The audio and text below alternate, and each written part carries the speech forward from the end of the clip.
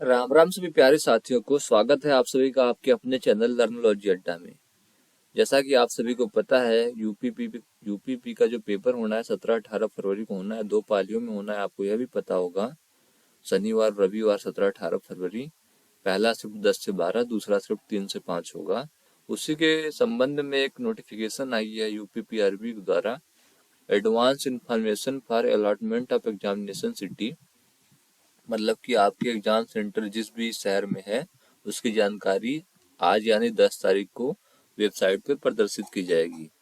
दिनांक 8 फरवरी का नोटिफिकेशन आया था, इसमें बताया गया था 10 तारीख को हमारा जो है एग्जाम सिटी बताया जाएगा और 13 फरवरी को हमें एडमिट कार्ड आ जाएगा कि कहाँ किस सेंटर पे किस विद्यालय में किस इंस्टीट्यूट में हमारा पेपर होना है। तो यही एक हमारे पास आया था नोटिफिकेशन, मैंने आपको बता दिया। 13 तारीख को एडमिट कार्ड आना है। 10 तारीख को आपको पता लग जाएगा आपकी सिटी कौन से शहर में आपका पेपर है। जैसे भी आपको जाना है, बस से जाना है, ट्रेन से जाना है, उस प्रकार अपना आप व्यवस्था बना लीजिए, क्योंकि आपको आज अपना तारीख पता चल जाएगा और शहर पता चल जाएगा। तो आपको कहाँ जाना है, अगर आप बाहर रहते हैं, दिल्ली मुंबई कहीं रहते हैं, तो उस हिसाब से अपना तैयारी कर लीजिए, निकलने का टिकट कटा लीजिए और पहुंच जाइए अपने उस जिले पे जहां आपका एग्जाम होना है। यही आपको बताना था। और 17-18 फरवरी को पेपर होगा। उसके बाद बहुत ही जल्द, करीब 15 दिनों के अंदर ही मुझे उम्मीद है कि आपको यह भी बता देंगे, आंसर की भी दे देंगे, आप अपना आंसर चेक कर पाएंगे। लेकिन जो रिजल्ट आएगा वो लोकसभा चुनाव के बाद आएगा। अभी भी कुछ ऐसे जो बच्चों जिनकी तैयारी अच्छी न चल रही हो उन्हें मैं बता देता हूँ, आप अब प्रैक्टिस सेट करिए।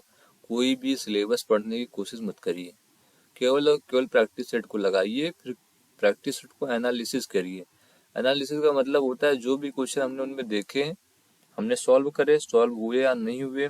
जो सॉल्व हुए अच्छी बात है, जो हमें नहीं आ रहे थे जब हम उसका सोल्यूशन देखेंगे, सोल्यूशन से समझने की कोशिश करेंगे, सोल्यूशन समझने की कोशिश करेंगे। और जो जीके के क्वेश्चन होंगे, हिंदी के क्वेश्चन होंगे, रीजनिंग के क्वेश्चन होंगे, उनको हम हिंदी और जीके को तो हम याद कर लेंगे। जो भी क्वेश्चन होंगे, जो गलत हुए हमसे, जो सही हुए हैं, उनको भी याद रखेंगे।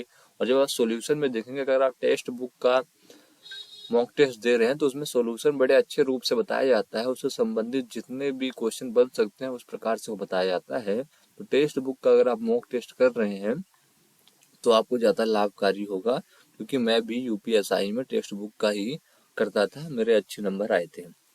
भले ही फाइनल मेरिट में मेरा सिलेक्शन ना हुआ हो, लेकिन मेरे 122 क्वेश्चन सही थे 160 में। टेक्स्ट बुक के मैं मॉक टेस्ट करता था।